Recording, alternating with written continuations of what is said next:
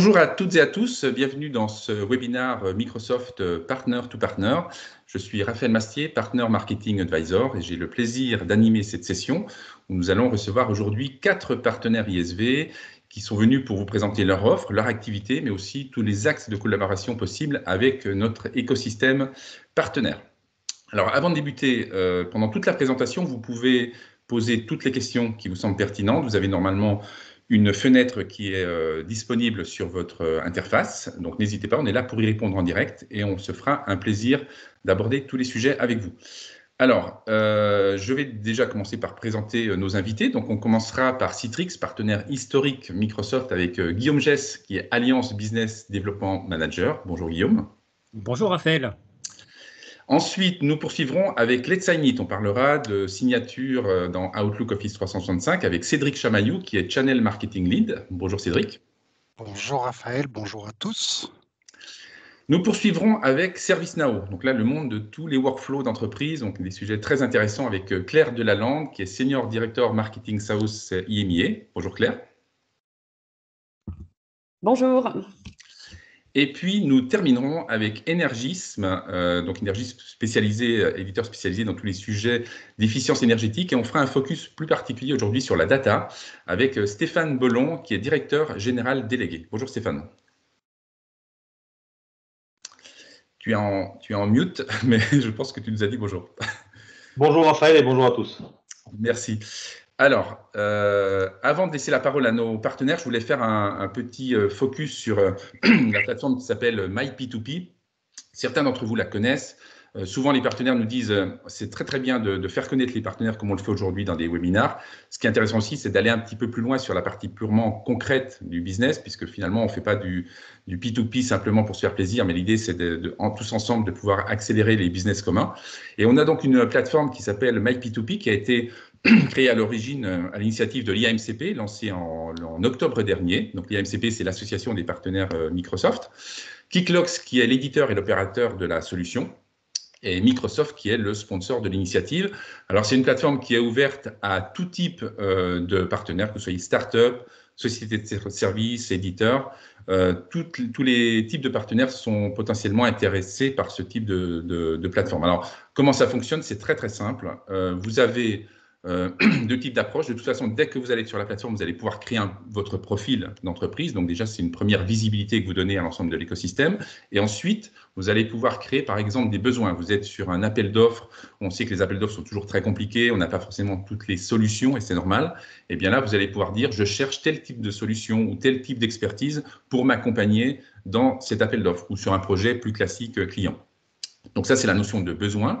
Et vous pouvez aussi, c'est prévu aussi bien sûr dans la plateforme, proposer vos propres expertises en disant, ben moi je suis un spécialiste de la data, par exemple, une intelligence artificielle, voilà mes certifications. Et ça permet par des recherches intelligentes eh bien, de faire des connexions accélérées et quelque part de faciliter justement le business commun auprès de nos clients qui ont des besoins qui sont divers et variés. Et chaque partenaire tout seul, je dirais, a toujours beaucoup plus de difficultés que si bien sûr, on s'allie entre plusieurs partenaires.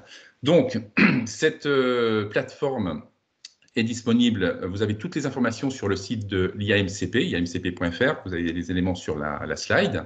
Et vous pouvez aussi poser toutes vos questions sur myp2p@kiclox.com. Et bien sûr, on y répondra. Mais je vous invite vraiment à regarder parce que c'est une plateforme qui va vraiment être de plus en plus utilisée pour faciliter justement les connexions business et le développement business auprès de nos partenaires. Voilà pour MyP2P. Je vais maintenant laisser la parole à nos partenaires. On va commencer par Citrix. Et Guillaume, je te laisse la parole pour nous présenter l'activité Citrix. Oui, merci Raphaël. Merci à tous, merci pour votre présence. Je suis Guillaume Gess, j'appartiens à l'équipe partenaire de Citrix France. Et durant ces 10 minutes, je vais effectivement vous présenter très rapidement qui est Citrix, notre relation avec Microsoft. Et pourquoi aujourd'hui je suis ravi de vous parler, parce qu'effectivement on est dans un tournant dans l'écosystème partenaire Citrix. Donc Citrix, comme l'a très bien dit Raphaël, Citrix est un partenaire historique de Microsoft.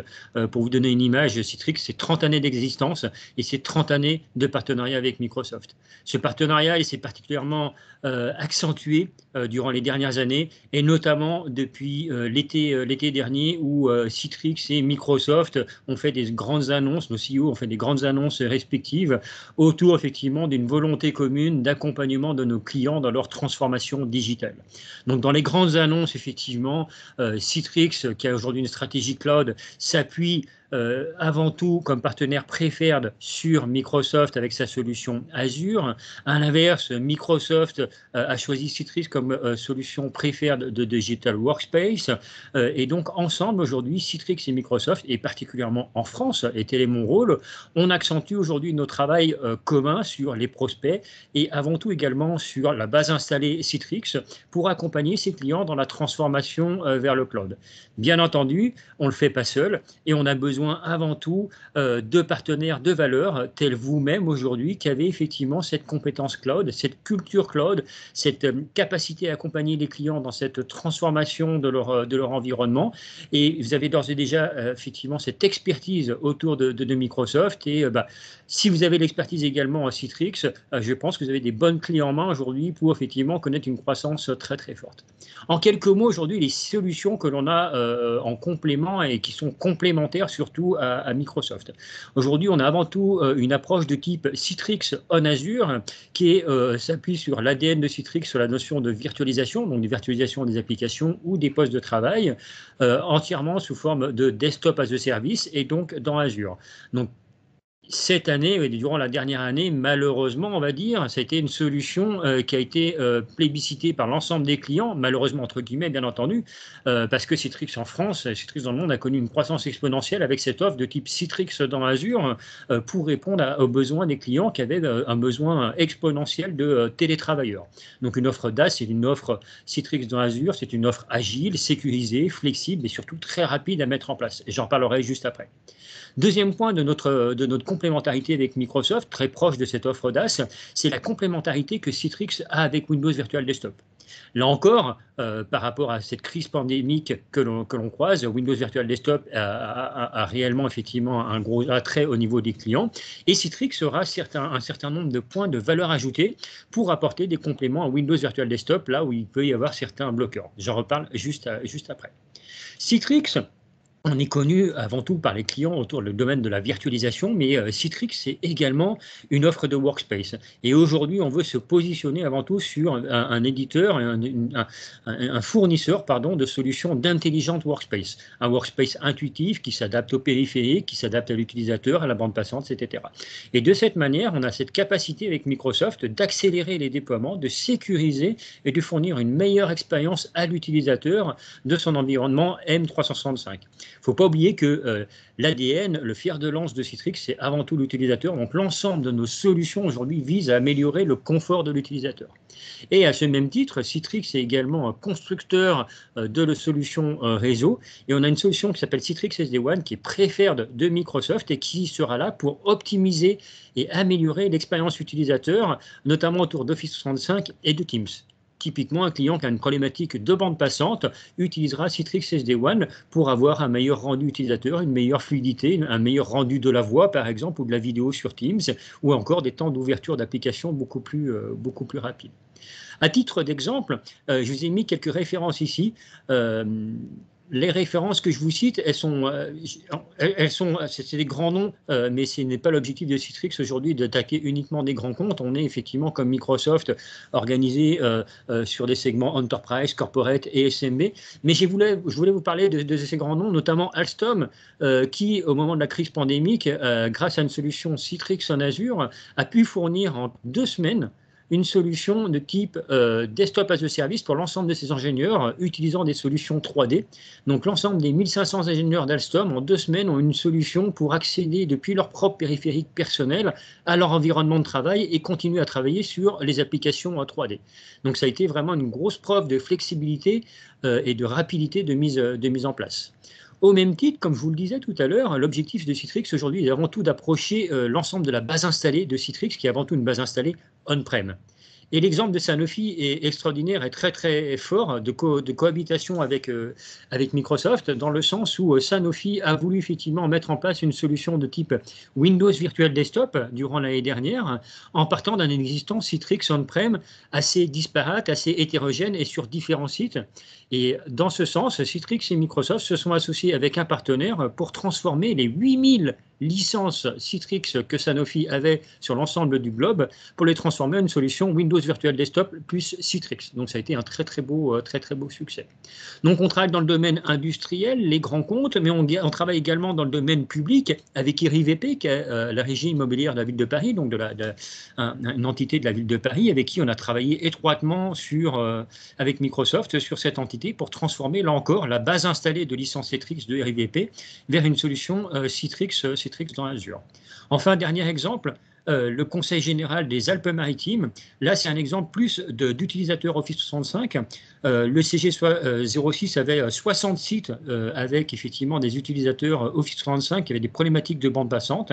Et Citrix et Microsoft et un partenaire, on s'est associés pour améliorer l'expérience utilisateur qui était malheureusement mauvaise et qui ralentissait le déploiement Office 365. Et grâce à notre solution Citrix SD-WAN, donc notre solution réseau, on a réussi à avoir des utilisateurs totalement satisfaits, à augmenter le déploiement effectivement d'utilisateurs Office 365 et Teams, et le client en est aujourd'hui entièrement satisfait. Vous pourrez trouver notamment sur YouTube différents témoignages. Tout ceci pour conclure sur le fait que aujourd'hui Citrix et Microsoft, on est parfaitement alignés. On est parfaitement aligné au niveau de nos corps, au niveau de l'exécution en France, et on a besoin avant tout de partenaires comme vous, comme je le disais, qui êtes à la fois des partenaires nationaux et ou régionaux, des partenaires revendeurs, intégrateurs cloud, des partenaires de type CSP, avec effectivement cette expérience cloud, ce discours auprès des clients, et un discours particulièrement opportun pour accompagner les clients Citrix, qui sont des clients on-prem, dans ce mode de transformation. Donc, si vous, effectivement, vous êtes intéressé par lancer ce partenariat, n'hésitez pas à revenir vers moi. Vous avez mes coordonnées affichées. On a travaillé également étroitement avec 2 distributeurs à valeur ajoutée qui ont des business units dédiés Citrix au sein de leur entité, qui sont Miel et Tech Data. Au niveau de la slide suivante, je vous parlais tout à l'heure de la valeur ajoutée de Windows Virtual Desktop. Alors là, j'ai repris une slide made in Microsoft. Ce n'est pas une slide Citrix, ce qui représente les 10 valeurs ajoutées essentielles de Citrix sur Windows Virtual Desktop. Et on ne va pas rentrer dans la technique, mais juste pour vous donner une idée de là où Citrix intervient avec Windows Virtual Desktop et pour bien vous faire comprendre qu'on est totalement complémentaires et non pas concurrents. Typiquement, premier point de valeur ajoutée, les environnements hybrides. Aujourd'hui, c'est un bloqueur majeur, on va dire, pour déployer Windows Virtual Desktop, parce que si le client a des applications on-prem, si le client a des applications dans d'autres clouds que Azure, on ne peut pas déployer entièrement Windows Virtual Desktop. Et grâce à Citrix, on a cette capacité, effectivement, de merger, de faire cohabiter les environnements hybrides, mais également les environnements cloud Azure, mais également les environnements cloud public d'autres fournisseurs et également les environnements on-prem. Deuxième point de valeur ajoutée, HDX. Donc là encore, Citrix a été un des tout premiers partenaires de Microsoft à améliorer l'expérience utilisateur, notamment autour des applications 3D et autour des applications telles Teams également pour tout ce qui est environnement virtualisé. Ensuite, on a différents effectivement points de valeur ajoutée plus techniques comme l'autoscale, comme le provisioning, le monitoring, qui permettent d'augmenter la densité utilisateur, qui permettent de baisser les coûts d'infrastructure, etc., etc. Donc là encore, grosse complémentarité Windows Virtual Desktop. On est, je répète, vraiment partenaires main dans la main et on a quelques réalisations qui parlent extrêmement fort aujourd'hui. Au niveau de la slide suivante, on verra également la valeur ajoutée que Citrix peut apporter sur Teams, sur Office 365, mais également sur Azure avec Azure Virtual WAN, avec notre solution SD-WAN. Donc SD-WAN, solution préférée de Microsoft, qui est d'ores et déjà installée dans l'ensemble des data centers Microsoft, qui aura cette capacité d'améliorer les temps de téléchargement, les temps d'ouverture et les temps de transfert de fichiers.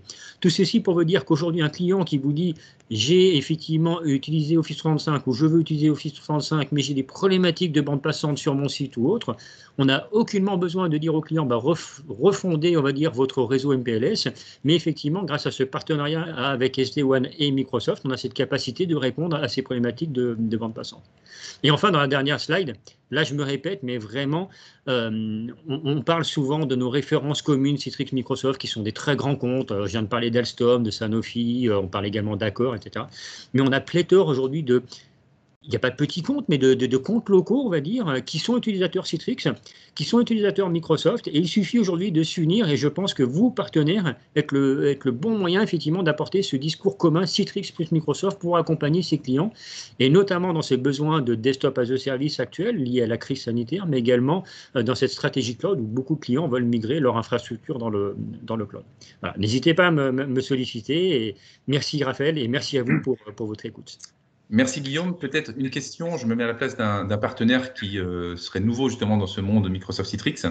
On peut penser que, comme je disais, c'est un partenariat historique et il y a beaucoup de partenaires qui sont déjà dans nos channels communs. Quand on démarre, est-ce qu'il y a encore de la place? Je pense que oui, mais est-ce qu'il y a peut-être des solutions où Citrix manque peut-être plus de partenaires que sur d'autres sujets? Qu'est-ce que tu conseillerais pour démarrer sur le partenariat Citrix? Oui, tout à fait. Alors, je le disais en guise d'introduction, merci pour ta question. C'est vrai que Citrix, je l'ai répété plusieurs fois, on a aujourd'hui une base installée avant tout de clients on-prem et notre channel historique, notre réseau de partenaires est avant tout effectivement orienté sur une infrastructure de type Citrix on-prem, donc de type legacy. Et aujourd'hui, on est vraiment dans un tournant parce que Citrix est passé dans un mode à 100% cloud, en mode souscription. Et aujourd'hui, on a avant tout besoin de partenaires ayant des compétences autour du cloud et cette culture, j'aimerais dire, cette culture du cloud, cette capacité à accompagner les clients et avoir ce discours cloud qui est le nouveau discours. Donc aujourd'hui, le channel Citrix est en phase de transformation et on a besoin effectivement d'un channel 2.0, on va dire en quelque sorte, pour accompagner nos clients avec cette expertise cloud, Windows Virtual Desktop, Office et Teams, bien entendu. Super, merci beaucoup Guillaume, c'est très clair, très intéressant. Je pense que beaucoup d'opportunités justement de partner to partner avec notre écosystème. Merci Guillaume. Nous allons maintenant changer de thématique avec Let's Sign It qui va nous parler notamment des signatures dans Outlook et je laisse la parole à Cédric. Merci Raphaël. Rebonjour à tous. Donc moi je suis Cédric Chamaillou, je m'occupe du marketing du channel chez Let's Sign It. Let's Sign It, c'est un ISV français basé à Marseille. Et donc, qu'est-ce que ça fait Let's Sign It? Let's Sign It, c'est une solution, c'est aujourd'hui la plus simple et la plus référente sur le marché pour gérer vos signatures mail dans Outlook et dans Office 365. Ce n'est pas de la sécurité, ce n'est pas de l'authentification, c'est vraiment un outil qui va vous permettre, vous, en tant que marketeur surtout, d'uniformiser et de transformer vos signatures mail en un outil qui va devenir du coup un outil marketing pour booster votre marketing, pour booster vos campagnes. Que ce soit l'IT, que ce soit les utilisateurs, que ce soit le marketing, tout le monde a rencontré des frustrations avec les signatures mail dans sa vie. Tout le monde a essayé de bidouiller sa signature mail sympa. Tout le monde a reçu une signature mail de l'IT qu'il a essayé de mettre en place, mais ça n'a pas trop marché. Donc, bref, la signature mail, nous, on s'est aperçu que c'était quand même un sujet de frustration. Et donc, nous, on a décidé de résoudre cette frustration-là, à la fois pour l'IT, pour les utilisateurs et pour les gens du marketing, en proposant à tout le monde une plateforme d'administration centralisée, très simple à utiliser, qui va vous permettre de créer des signatures, de créer des campagnes, donc d'ajouter en gros des bannières à chacune de vos signatures, de façon à ce qu'elles soient diffusées automatiquement sur tous les mails qui vont partir de votre boîte, sur tous les mails qui vont partir de chacun des employés, de façon à ce que chacun des mails reçus par l'ensemble de votre écosystème pourra être interprété avec les bonnes informations déjà dans la signature, un branding qui sera le même pour tous les mails de la boîte, le bon logo, la bonne personne, les bonnes infos, mais surtout la bonne campagne qui va relayer l'offre du moment, qui va relayer l'event sur lequel vous allez être, qui va relayer le nouveau branding que vous allez avoir, qui va relayer, comme on l'a beaucoup vu ces derniers temps, toutes les infos que vous avez envie de passer rapidement sur la crise sanitaire. On est toujours là. On est en ligne en full remote. On contribue à aider nos utilisateurs avec bref, des campagnes autour du Covid, il y a beaucoup de nos utilisateurs récemment qui nous ont demandé, qui ont boosté l'usage de Let's Sign It pour justement communiquer autour d'une crise sanitaire. Pourquoi? Parce que Let's Sign It, c'est devenu un outil pour eux très simple à déployer, mais aussi très simple à utiliser pour communiquer en un clic et en 2 bannières sur l'ensemble de votre écosystème. Donc, c'est vraiment ça, la puissance de Let's Sign It aujourd'hui. Vraiment, ce qu'on ramène, encore une fois, c'est du branding dans la signature, le fait que votre signature sera uniformisée et harmonisée pour tous vos employés. Et derrière, on va encore plus loin avec des campagnes, de la gestion de campagne, une campagne qui va commencer tel jour, telle heure, qui va terminer tel jour, telle heure pour l'ensemble de ses salariés, une campagne spécifique pour les salariés aux US, une campagne spécifique pour les sales. Tout ça, c'est des choses que vous pouvez faire dans Let's Sign It et grâce à la plateforme SaaS qu'on met à disposition de tous les utilisateurs. Et si on est aujourd'hui là avec Microsoft en train de discuter tout ça, c'est aussi qu'on a un outil qui est très lié et très simple à utiliser et à déployer sur des environnements Microsoft. Pour déployer vos signatures, pour synchroniser tous vos utilisateurs, on a des connecteurs natifs qui sont les connecteurs natifs Microsoft avec lequel on fait le lien chez nous. Donc, synchroniser tous vos utilisateurs pour les voir remonter dans la plateforme Let's Sign It, mettre en place un pont avec le SMTP, mettre en place un pont avec Office 365 ou un push API sur votre web app, ou bientôt, on va le voir, d'autres utilisations avec l'environnement Microsoft. C'est déjà des choses qui sont implémentées et qui marchent très bien. En termes de clients, on a fait beaucoup de SMB, de corporate, et on est en train d'attaquer et d'avoir de plus en plus de grands comptes, comme vous pouvez le voir sur cette slide-là. Guillaume en parlait. Alstom est aussi un client de Let's Sign It. Ils nous ont beaucoup utilisés et on a beaucoup discuté avec eux pendant la période de la crise sanitaire. Toute la partie, là aussi je me fais le relais de ce que disait Guillaume, toute la partie secteur public avec beaucoup de chambres de commerce et d'industrie qui utilisent Let's Sign It. Encore une fois, là sur la partie crise sanitaire, ça a été un outil très important pour eux pour communiquer dans cette période un peu compliquée.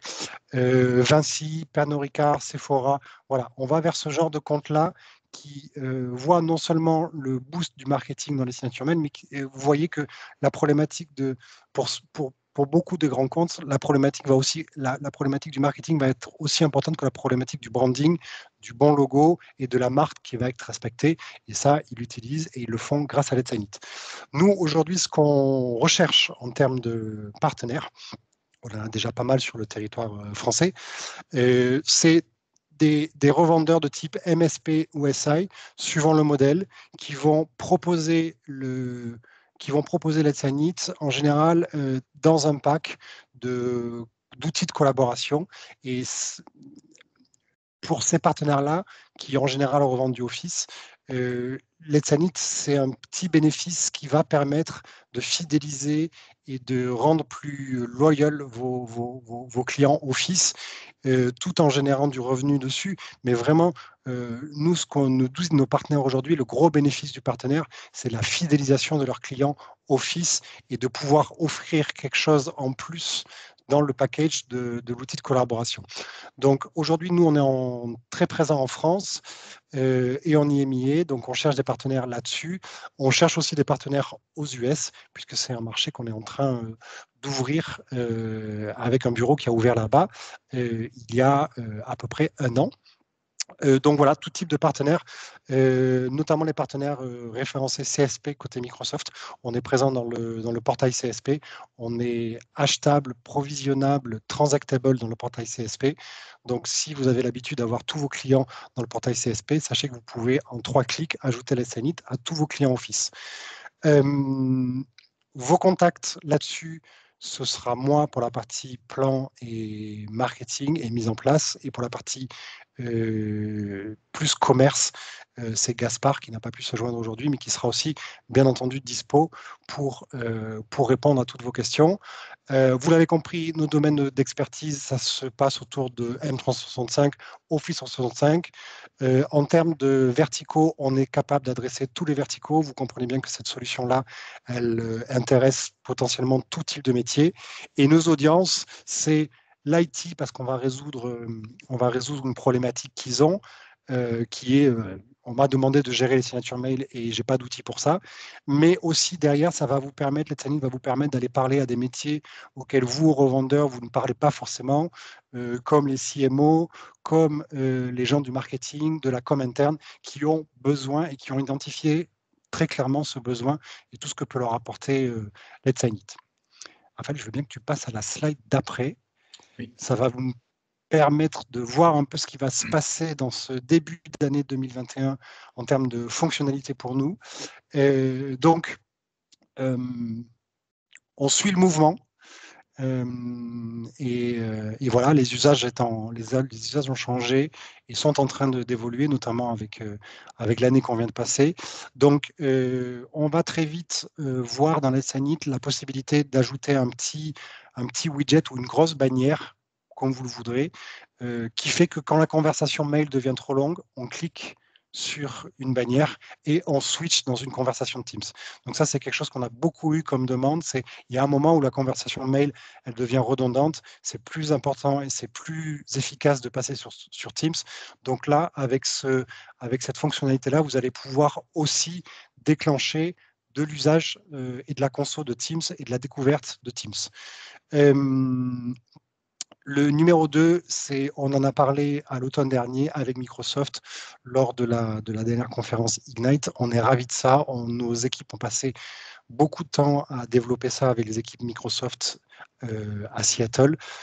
On a déployé un add-in qui va permettre de déployer toute la solution Let's Init sans avoir l'app tierce qu'aujourd'hui certains d'entre vous utilisent ou certains de vos clients utilisent, mais dans un environnement complet bordé et dans un framework complet Microsoft qui est le complément Outlook.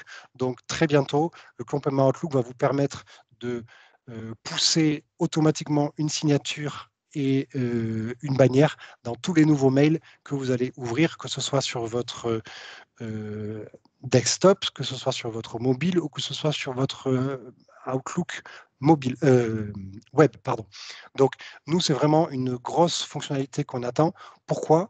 Parce que aux gens de l'IT et aux gens des DSI, ça va leur permettre de déployer Let's Init dans un environnement complètement sécurisé, fait par le tiers de confiance qui est le plus fort là-dessus, qui est Microsoft, et de développer et d'avoir cette fonctionnalité Let's Init directement, complètement intégrée dans Outlook.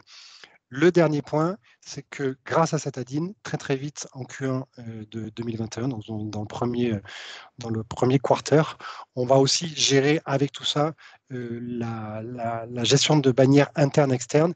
Et donc, vous voyez qu'avec cette gestion de l'interne-externe, Let's Init va aussi pouvoir devenir pour vous, revendeurs, un outil que vous allez pouvoir attacher à n'importe quel outil, que ce soit Teams ou un autre, pour en promouvoir l'usage en interne. C'est-à-dire qu'avec des bannières, avec la bannière Switch to Teams, avec la gestion de l'interne externe, vous voyez que la com interne ou la com ou la DSI ou les RH vont pouvoir promouvoir juste pour l'interne des plateformes, des webinars, des tutos et même de l'usage de n'importe quelle solution que vous allez coller à Teams. Donc, en fait, à Let's Init. Donc, en fait, Let's Init va devenir vraiment un outil qui va pouvoir aider en interne à faire de l'usage de n'importe quelle solution à laquelle vous l'attachez.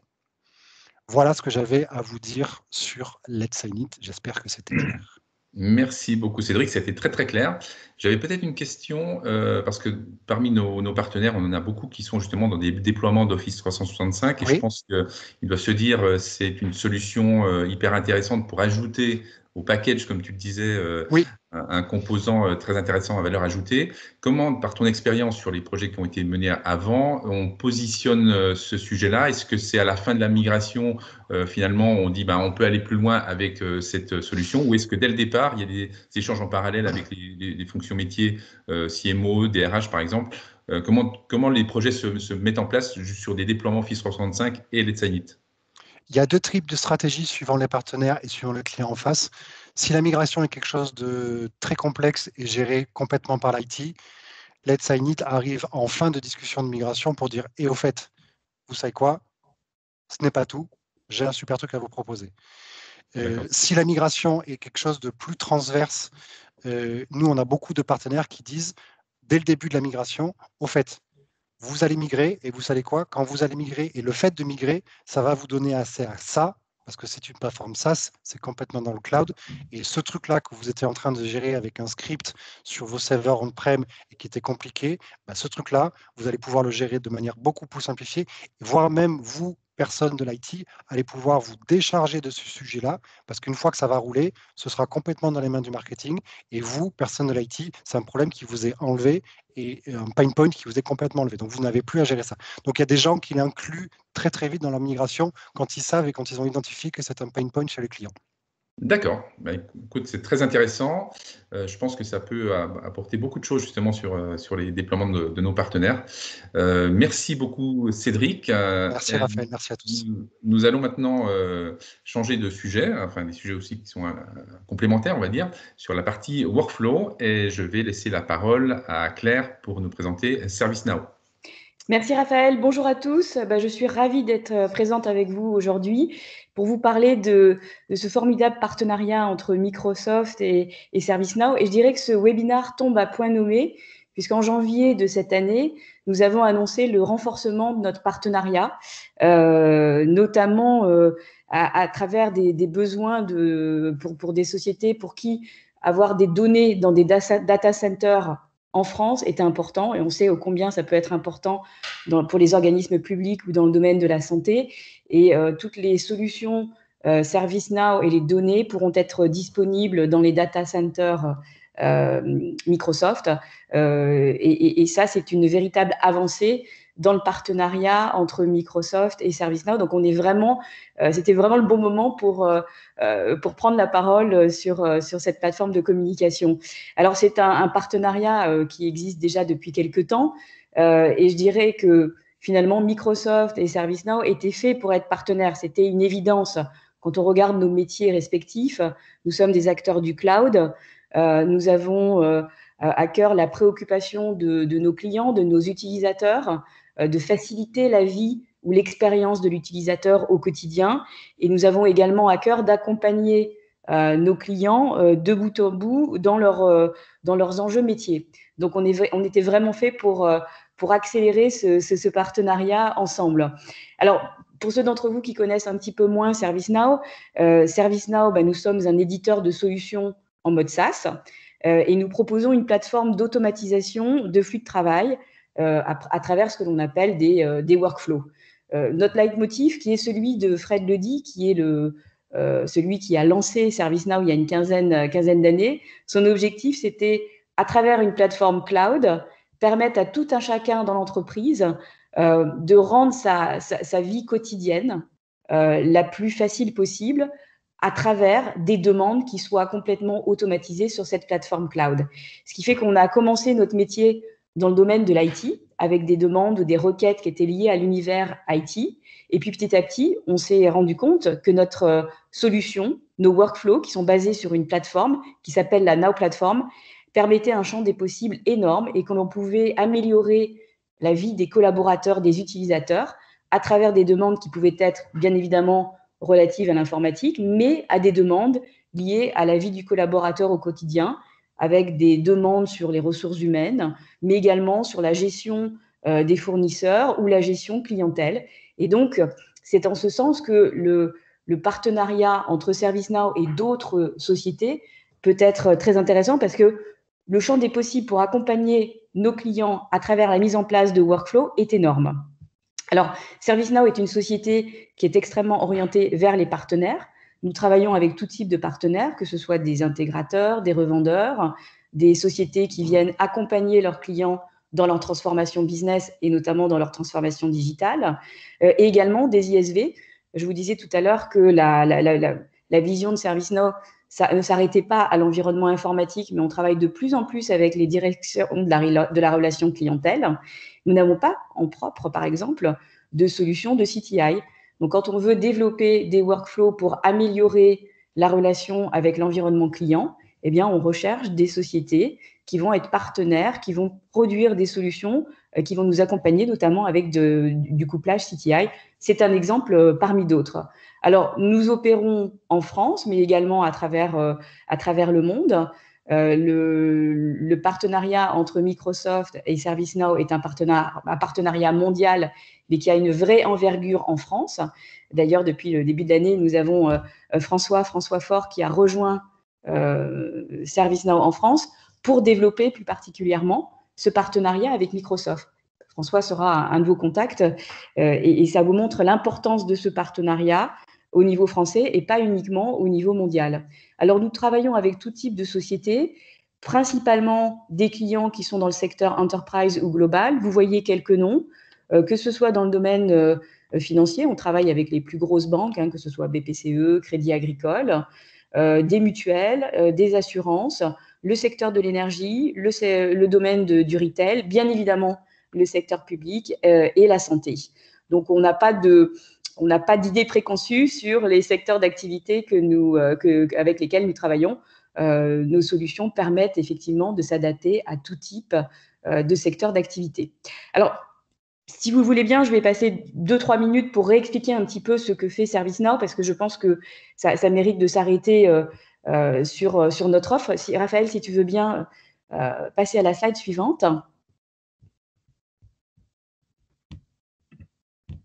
Que je ne vois pas. Ah, voilà, un petit temps de latence. Oui, alors, de manière très simple, et je ne vais pas passer beaucoup de temps sur cette slide, parce que ça peut faire l'objet d'une discussion beaucoup plus approfondie et on pourrait y passer des heures, mais ce que je voulais mettre en évidence sur ce sujet, sur cette slide, c'est que l'offre ServiceNow est basée sur une plateforme qui s'appelle la Now Platform et qui est notre moteur pour aller créer des workflows.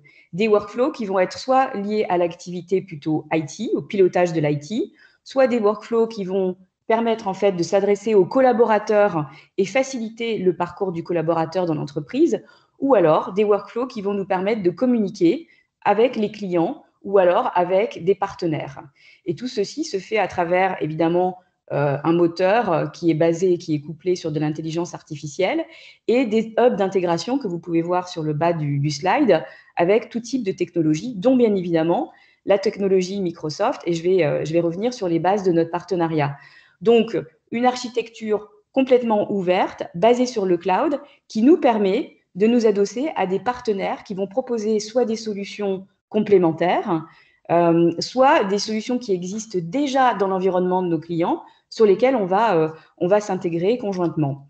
Alors, je voudrais revenir un petit peu sur ce partenariat avec Microsoft. Donc, comme je vous le disais, le partenariat a été renforcé en ce début d'année 2020, notamment pour les marchés régulés. Et toutes les solutions ServiceNow vont maintenant être disponibles sur Azure et à travers tout type de fonctionnalités que nos clients ont l'habitude d'utiliser sur ServiceNow seront disponibles même à travers cette plateforme Azure. Alors, en dehors de ce volet régulier qui était effectivement important pour nous en ce début d'année, puisque nous n'avons pas de data center en France, et c'est pour ça que ce partenariat, notamment à travers Azure et la capacité à hoster nos données était important pour nos clients. En dehors de ce volet régulier, je pense qu'il est important de rappeler effectivement que le partenariat technologique entre Microsoft et ServiceNow s'appuie déjà sur 3 piliers qui sont importants. Le premier sujet qui est important chez nos clients, c'est le pilotage de l'IT et l'administration de bout en bout des environnements IT et de la qualité de service. Et ça, c'est toute notre offre IT Operation Management, que ce soit sur les environnements d'administration d'applications, de serveurs, de postes de travail dans le monde Microsoft. Donc là, c'est je dirais une intégration très classique. Deuxième pilier de ce partenariat, c'est l'intégration avec les outils collaboratifs et bien évidemment Teams. Et on développe de plus en plus et on augmente notre collaboration sur ces outils collaboratifs. Rappelez-vous, je vous disais, l'utilisateur est au cœur de nos préoccupations. Comment rendre la vie facile à nos utilisateurs au quotidien? Eh bien, l'intégration avec Teams, qui est un formidable outil collaboratif, à travers les applications ServiceNow et Microsoft, va rendre la vie plus facile pour nos utilisateurs et va nous permettre d'intégrer des fenêtres Teams à l'intérieur de nos logiciels pour apporter ce que je pourrais appeler un cockpit d'interaction pour les clients, pour les utilisateurs, qui soit fluide et unifié. Et puis, un troisième point qui est extrêmement important, surtout en ce moment, c'est la sécurité et l'automatisation de la gestion des vulnérabilités, puisqu'effectivement, on a toute une intégration avec les solutions de Microsoft sur justement les incidents sur les postes de travail. Et ça, c'est extrêmement important, notamment dans la trajectoire que l'on peut avoir ensemble avec nos clients sur des projets de Move to Cloud. Et ça nous permet effectivement de gérer de piloter tout cet ensemble IT, tout le service modèle IT au quotidien, que ce soit sur une mixité d'environnement, que ce soit sur du cloud ou du on-premise. Voilà, je ne vais pas rentrer plus dans les détails parce qu'on pourrait y passer beaucoup de temps, mais vous avez à minima une compréhension maintenant de ce partenariat et ô combien il est stratégique chez nos clients. Et notamment, si Raphaël, tu veux bien avancer sur la slide suivante, on voit quels sont aujourd'hui les besoins chez nos clients respectifs, notamment dans cette économie qu'on pourrait appeler une économie post-Covid ou en tout cas de pandémie, où effectivement, il faut que tout le monde aille vite. On a besoin d'agilité, on a besoin de résilience opérationnelle, on a besoin d'anticipation et de gestion des risques. Et pour ce faire, effectivement, nos utilisateurs au quotidien, ils veulent avoir une expérience qui soit une expérience finalement identique à celle que nous vivons à la maison. C'est-à-dire que ce soit à travers un client sur notre téléphone portable, sur une tablette ou sur un ordinateur, en 2 clics, je veux pouvoir avoir accès à un service. Que ce soit un service qui soit un service applicatif ou une demande de service. Je vais prendre un exemple qui est un exemple que j'adore, qui est l'arrivée d'un nouveau collaborateur en entreprise. Eh bien, tout le travail qui est fait en amont par différentes fonctions, que ce soit les fonctions ressources humaines, les fonctions métiers ou les fonctions juridiques, vont en amont préparer l'arrivée d'un collaborateur, et ce uniquement en 2-3 clics, en 2-3 workflows. C'est ça, assurer la continuité business, et notamment en ce moment où beaucoup de nos collaborateurs travaillent à la maison, ne sont pas des experts de l'IT, ne sont pas des experts de la gestion client. Ils veulent, à travers ces workflows extrêmement simplifiés, pouvoir accéder à différentes demandes. Et tout ça, eh bien, ça permet d'optimiser la productivité des collaborateurs, de réduire les coûts et effectivement d'aller beaucoup plus vite et d'accélérer le time to market. Donc, on est vraiment, à travers ces workflows et cette capacité à rendre les demandes des collaborateurs, quelle que soit la nature de leur demande, on est capable d'opérer en conditions opérationnelles, et ce, malgré des situations comme ces situations actuelles de pandémie, où la nature des échanges entre les collaborateurs, les partenaires et les clients peut changer. Alors, pour finir, quelques rappels sur ce partenariat qui ne cesse de se développer. Si tu veux bien, Raphaël, indiquer la dernière planche. Voilà.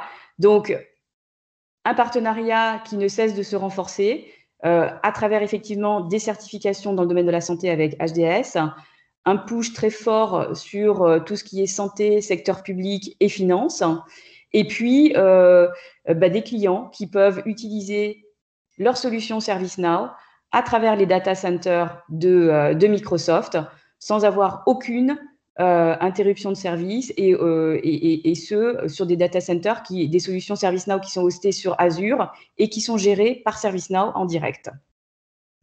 Voilà, j'ai essayé de faire court parce qu'il y a beaucoup de choses à dire. C'est parfait. Merci beaucoup, Claire. C'est très intéressant. Je pense que le fait justement que ce partenariat se rapproche et se renforce avec Microsoft va faire que notre écosystème de partenaires va s'intéresser de plus en plus à ServiceNow.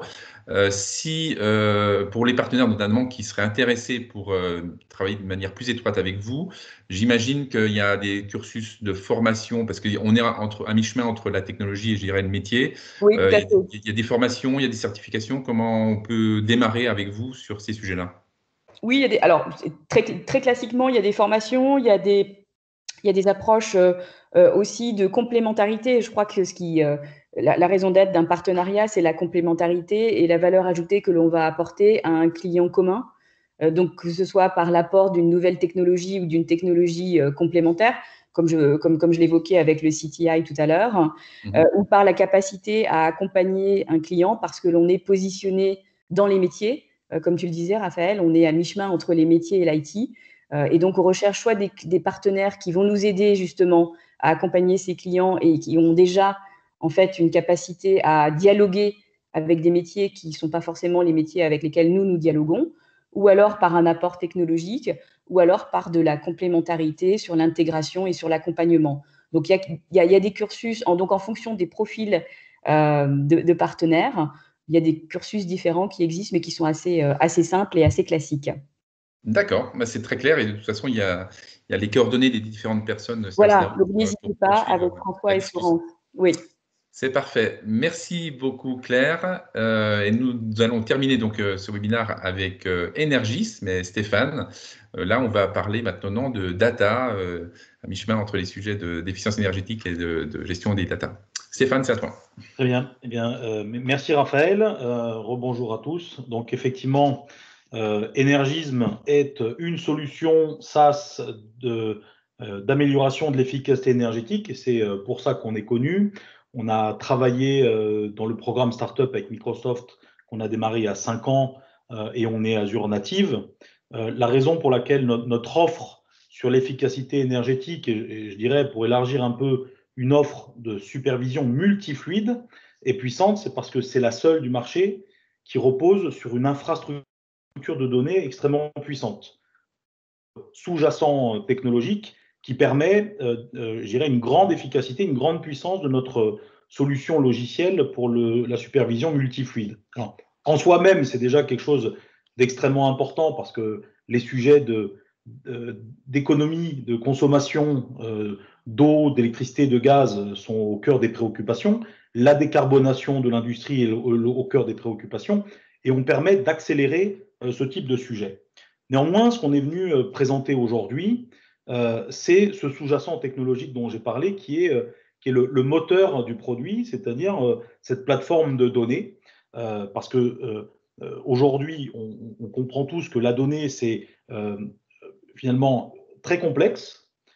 C'est un espèce de mur entre le métier et les applications qu'il faut savoir, je dirais, contourner ou en tout cas bien traiter. On est parti d'un postulat simple, qui sont les grandes études qui ont été faites par des grandes entreprises comme Forbes. Aujourd'hui, 80% du temps d'un data scientist, où qu'il se trouve, c'est de la préparation de données à la main. Voilà. Et on n'a pas aujourd'hui encore sur le marché de solutions qui ont permis je dirais, de solutionner ce sujet-là. La plateforme qu'on a mis en place le permet. Donc, on est véritablement dans ce qu'on appelle de la fusion de données hétérogènes massives, quelle que soit la source, quel que soit le format. Donc, on est capable aujourd'hui, avec notre plateforme de données, de faire de la préparation de données de bout en bout. Et quand je dis de bout en bout, c'est complètement sans couture, complètement seamless, de la collecte jusqu'à l'exposition, en passant par toutes les phases qui sont essentielles quand on veut avoir une efficacité de sa donnée, c'est-à-dire le nettoyage des données, la fiabilisation des données, le remplissage des trous de données, qui est vraiment bien connu par la problématique bien connue par tous les data scientists. Et donc, on a automatisé la totalité de cette chaîne, c'est-à-dire plus aucun dans la préparation de la donnée. Donc, c'est un sujet essentiel, y compris la production des data marts. Donc, en clair, ça veut dire qu'on est capable de créer un data lake pour un client en quelques heures. Donc, le move to cloud s'en trouve extrêmement accéléré. La digitalisation qui est nécessaire aujourd'hui pour l'ensemble des acteurs, eh bien, se trouve également accélérée. Et à noter qu'on est maintenant présent dans la marketplace d'Azure. Donc, on est complètement transactable, pour reprendre des termes. Et donc, on est capable de faire le go-to-consumption en quelques heures également. Donc, ce qui veut dire que le move to cloud dont on parle et qui est souvent finalement une difficulté de compréhension pour les clients, eh bien, il s'en trouve simplifié parce qu'on peut le déployer sans besoin d'avoir des réflexions sur des infrastructures bien plus lourdes. Donc, toute la partie des clients SMB, qui ont souvent moins de moyens à la fois économiques, mais aussi moins de moyens techniques dans les équipes, mais en fait, on peut les accompagner très rapidement. Donc, et c'est véritablement aujourd'hui cette puissance qu'on peut amener. Il faut savoir que nous, on a à peu près 150 clients pour notre outil en SaaS de l'énergie. Ces 150 clients qui se répartissent à peu près, qui utilisent nos outils sur à peu près 110 pays dans le monde, travaillent déjà sur cette plateforme. Hein. On est dans un outil qui est complètement éprouvé, qui fonctionne 24 heures sur 24 et qui gagne des clients tous les jours. Et on est, nous, l'utilisateur. Ce qu'on est capable de faire aujourd'hui, et c'est la raison pour laquelle on est dans des discussions avec des partenaires, c'est qu'on a complètement dockerisé notre plateforme de préparation de données. Donc, en plus de cette capacité SaaS qu'on a offert depuis le démarrage, on est maintenant en capacité de faire une modalité PaaS, c'est-à-dire de complètement provisionner notre plateforme de données dans l'instance Azure de nos clients. C'est-à-dire que ça leur redonne la totale souveraineté et la totale gouvernance de leurs données. Donc, sans avoir à nous transmettre leurs données, on leur met à disposition une plateforme de données capable de faire la préparation complète sans traitement humain. Alors, le bénéfice, il est instantané parce que quand on dit que 80% du temps d'un data scientist, c'est de la préparation de données, ça veut dire que seulement 20% est destiné à faire de la valorisation de données pour le client final.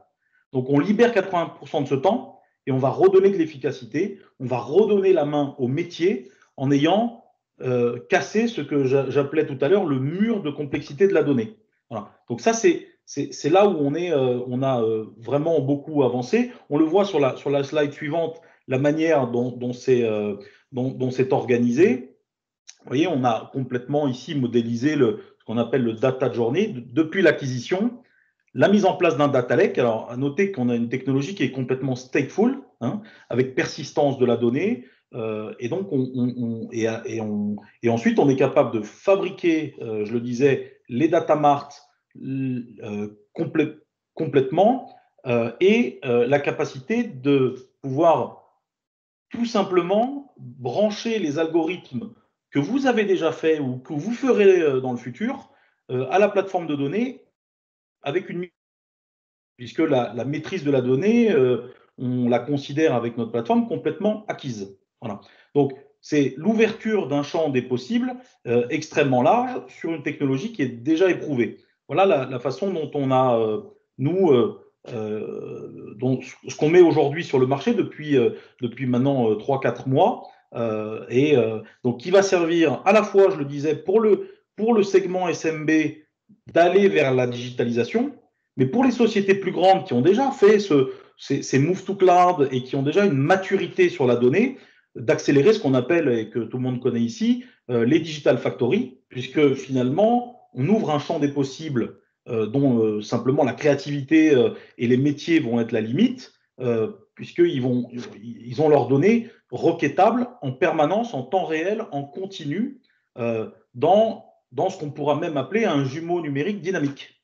Voilà. Donc, pour les partenaires ici, ce qu'on dit, nous, on est dans le programme COSEL Prio de Microsoft. On est présent dans la marketplace, donc complètement transactable, et avec un déploiement extrêmement rapide, parce que les choses qu'on a déjà fait aujourd'hui dans ce genre de déploiement, c'est quelques heures pour provisionner dans l'instance cloud de nos clients. Alors, aujourd'hui, ce qu'on cherche, c'est des partenaires, parce que jusqu'à aujourd'hui, on était dans un modèle de vente très direct sur nos solutions énergie. La raison pour laquelle on a fait ça, c'est qu'on avait besoin d'éprouver notre modèle sur la data. Aujourd'hui, ces modèles sont éprouvés, donc on a toujours notre offre sur l'énergie, sur la supervision multifluide, et qui va rester une offre essentielle pour nous. On peut aussi la vendre ou la proposer via nos partenaires en marque blanche. Donc, et on a déjà quelques partenaires sur ce sujet-là. Et on a un second produit maintenant qui va être simplement la mise à disposition, la vente de notre data platform. Pour nos partenaires, plusieurs moyens. Le premier, c'est de devenir client, parce que ils ont eux-mêmes des besoins et vous avez vous-même des besoins pour que vos data scientists, eh bien, finalement, soient occupés plus à de la valorisation des données qu'à de la préparation.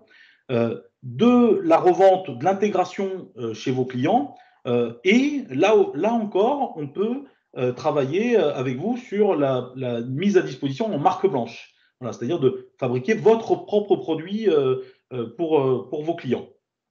Voilà, assez rapidement, hein, je dirais la proposition de valeur, elle est simple à comprendre et je pense que chacun qui aujourd'hui travaille dans l'intelligence artificielle, on comprendra assez rapidement la valeur et c'est aujourd'hui complètement disponible.